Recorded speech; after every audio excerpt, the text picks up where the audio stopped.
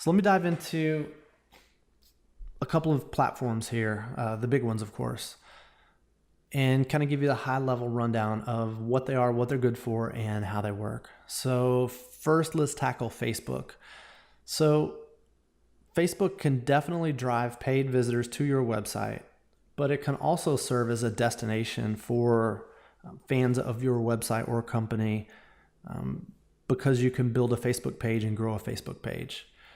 For purposes of this video, I'm just going to consider driving traffic to your site, but know there can be a secondary benefit of growing your fan page as well. So when you engage in Facebook ads, you definitely want to set a maximum daily budget up front. And you have to realize that Facebook will do its best to use up all of your money. So be careful. Generally speaking, when you're starting a new campaign or testing a campaign, most people throw $5 at it. And then they can see exactly which headline is getting more clicks, which photo is getting more clicks. And then only then turn it up once they have the optimum ad.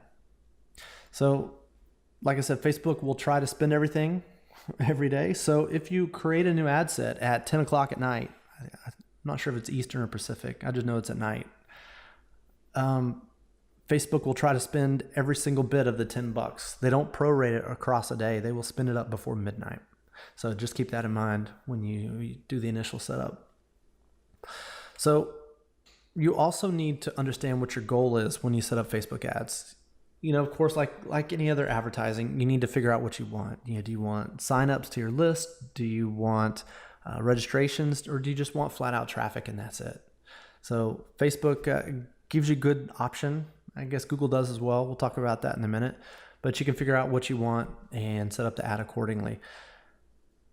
Facebook is also, all of these major advertising platforms, but Facebook in particular is good about optimizing ads for whatever your goal is. So you can load in 10 different ad sets with different pictures and different headlines to split test them. Throw $5 at each of those, and then Facebook will optimize for you. And at the end of it all, you can look at your statistics and find that one banner you thought would perform well didn't, or vice versa. So I can tell you a real quick example of mine that happened last week. Is I'm driving traffic to an affiliate product that I produced, and I have two different audiences. I have an email list that's old and stale, but of former customers. I think that email list is about 50,000. And then I also, in Facebook, am able to target based upon interest. And so I picked this interest as well. I ran a bunch of ads to both of them, and I found that I got more clicks from my email list that I targeted with a lookalike audience, but I got more conversions from just targeting the interest in general. So if you're not familiar with what a lookalike audience is, essentially I loaded my email list of 50,000 people, and then Facebook kind of did some computer science-y stuff behind the scenes to figure out users who were like those users that I loaded. So in my example, it might be a martial arts interest. They're interested in jiu-jitsu. And so if I load in 50,000 people, Facebook can see that, hey, they're all interested in jiu-jitsu, but these guys are also interested in mixed martial arts. And so they can build a lookalike audience that's bigger than my 50,000, and they'll pull in some people who like jiu-jitsu and some people who like mixed martial arts, and then whatever else these guys have in common. Most likely they're male as well. So I assume my email list, though it was stale, would be the best because those were actual former customers. But in reality, what happened is, the new guys converted, the ones who I just targeted based on just martial arts interest. So in any event, the whole point of that is to say Facebook optimizes for that goal. But if you watch it like I was doing, you can figure out how to manually adjust it and save yourself a lot of money. So in my case, I spent over $1,000 split testing headlines, photos, and audiences to find the most effective one to reach. And then now I have a big audience of 1 million plus people, and I'm never going to saturate it out. Not in any practical sense anyway.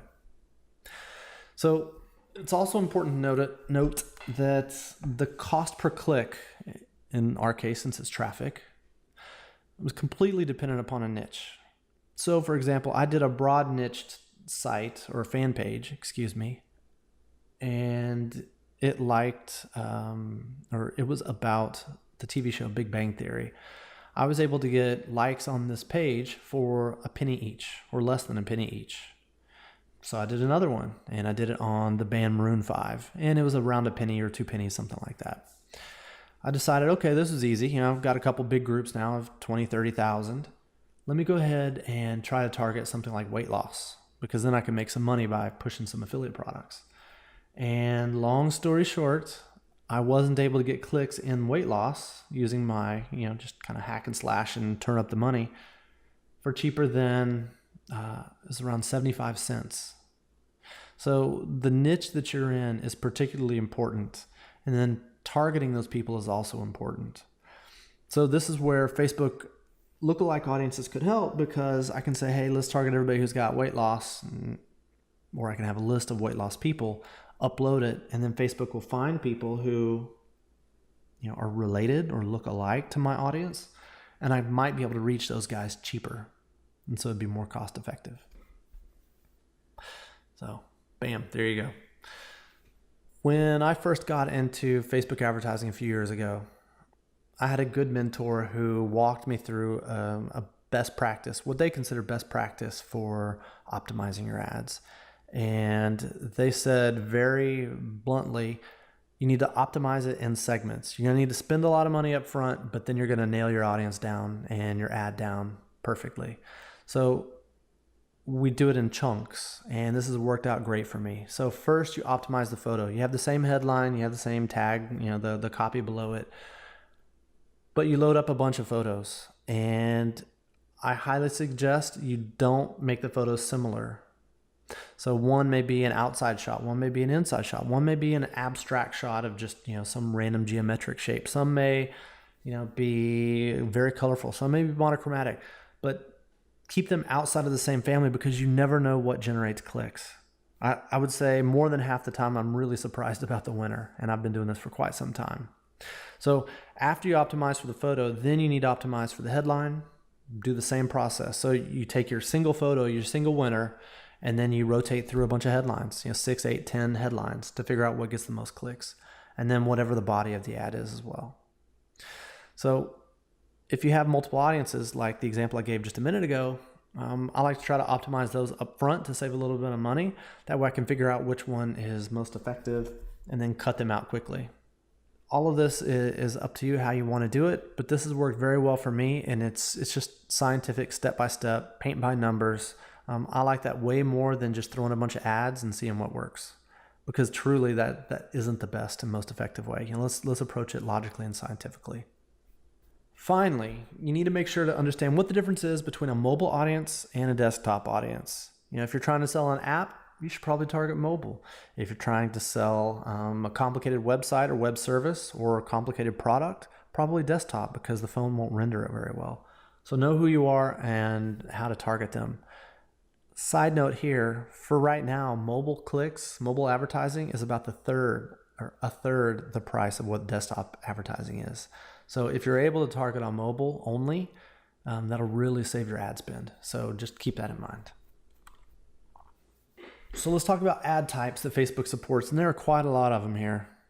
I'm going to blow through them because really all we're concerned about is traffic to our site, but you should at least be aware of what's possible here. So that's number one, clicks to your site. You can click to, wherever you want, any affiliate product. Facebook is kind of particular about the types of sites that you can link to, and they'll shut down your ad account quickly if they deem it inappropriate, and they don't often tell you why they shut it down. All of a sudden it's just shut down, and there may not be an appeals process. So they change these rules fairly often. It's best just to check with Facebook and see what their allowed categories are, and just be careful. I would say you definitely want to be cautious and conservative when doing ads and what type of products you link to. Most people will link through a bounce page or a landing page of content before they go to the actual offer, just FYI. So the other things you can advertise for are conversions, right? You drop a conversion tracking pixel on your order confirmation page. And now Facebook can tell exactly how many people go from your ad through the checkout process and actually complete the purchase. Next is page post engagement. So you can pay people, or you pay to boost your post and get additional engagements there on it. You can pay for likes, which I don't often suggest, but that's another topic. You can pay for app installs. You can pay for app uses. You can pay for offers, which is kind of a unique advertising thing. You can have coupons and whatnot post up. And then event responses to get people to register to come to your event. So the bottom line is they have a whole lot of ways that you can reach consumers, more than just sending traffic to your website. Let's look here. The important thing to look at here on this chart is the data on the right. You've got broad campaign accuracy and narrow campaign accuracy. And so as you can see, if you've got a broad topic here, like weight loss or getting a six-pack, learning how to fly, something like that, the average online efficiency there is 72% for just a general broad campaign. And in Facebook's case, you can target super duper well, and so you get 95% reach on these guys. But if it's a narrow campaign, this is really where Facebook shines. So if you have something like pit bull training or hand-to-hand combat classes, something very specific, something very narrow, Facebook, it lets you target 90% effectively, but the online average is 35%.